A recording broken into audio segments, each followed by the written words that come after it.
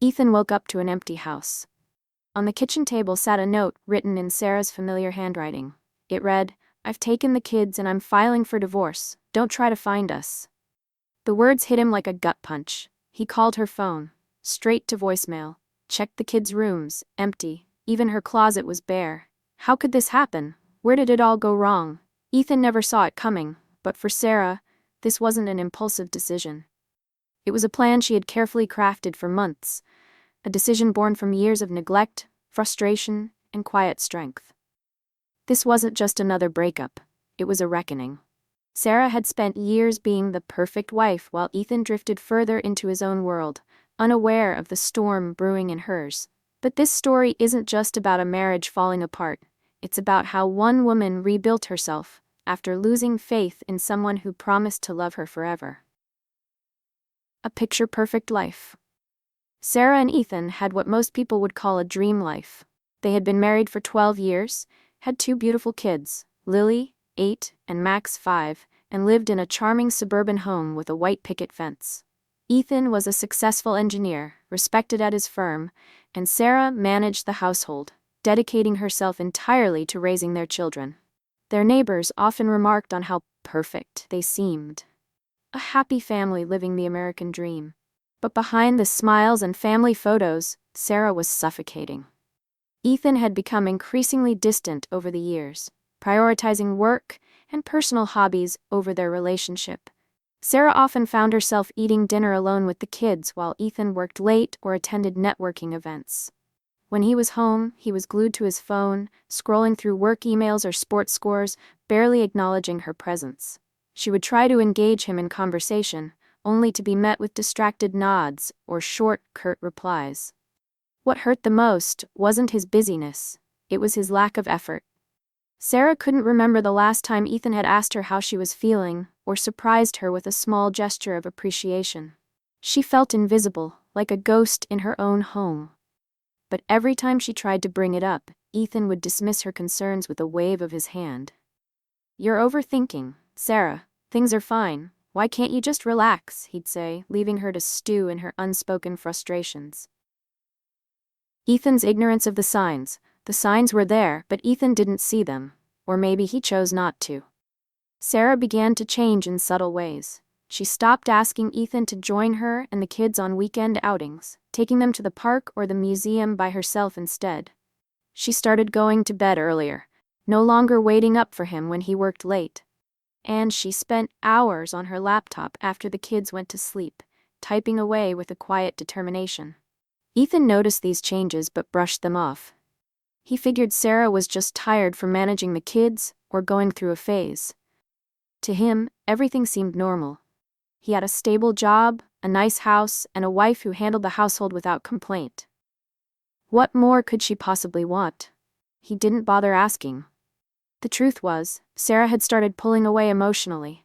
She realized that waiting for Ethan to change was like waiting for a ship that would never come.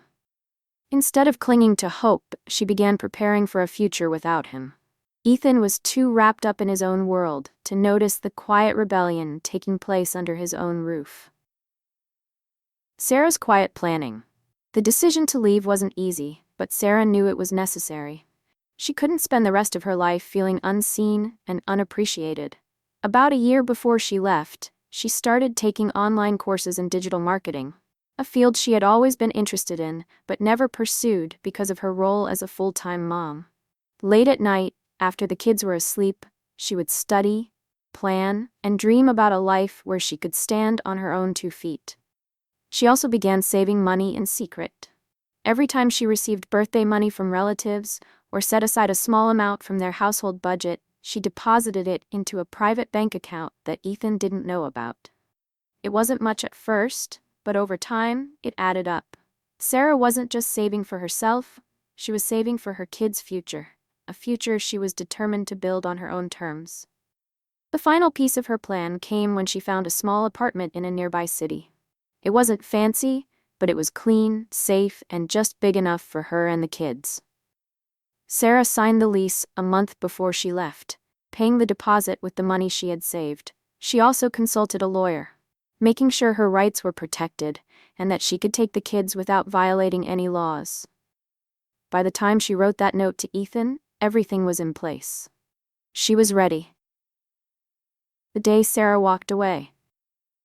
Ethan came home from a late-night work event to find the house unusually quiet. The kids' toys were gone from the living room, and Sarah's car wasn't in the driveway. He assumed she'd taken the kids to her sister's place for the night, but something about the stillness felt off. The next morning, as he shuffled into the kitchen, groggy and hungover, he found the note on the table. "I've taken the kids, and I'm filing for divorce. Don't try to find us." The words hit him like a gut punch, leaving him breathless. He checked the kids' rooms. Empty. Sarah's closet, bare. Even their wedding photo, which had always sat on the mantel, was gone. His heart raced as the realization hit. This wasn't temporary. She was gone for good. At first, Ethan was paralyzed by disbelief. He sat at the kitchen table, reading the note over and over, as if the words might somehow change. He picked up his phone and dialed her number, but it went straight to voicemail. He sent a frantic text. "Sarah, what's going on? Come home. Let's talk about this." When there was no response, panic set in. He searched the house for clues, rifling through drawers and documents. That's when he found it, a business card from a divorce lawyer tucked into a folder. It was dated weeks ago. Ethan felt his stomach drop. How long had she been planning this? As hours passed, Ethan's shock morphed into fury. He fired off more texts, each one angrier than the last. "How could you do this to me? To us? You're being selfish." But no matter how many times he tried, Sarah didn't reply. He stormed through the house, noticing small details he had overlooked before. The calendar on the fridge was missing its usual notes and reminders. Her books were gone from the shelves. Even the toiletries in the bathroom, her favorite lavender shampoo, the skincare products she always used, had vanished. The emptiness of the house mirrored the emptiness he felt inside.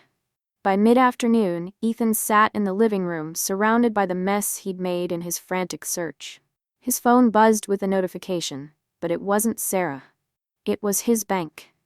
He checked the account and saw it. Nearly all their joint savings were gone, leaving just a few $100s. She hadn't just left, she had planned her escape down to the last detail.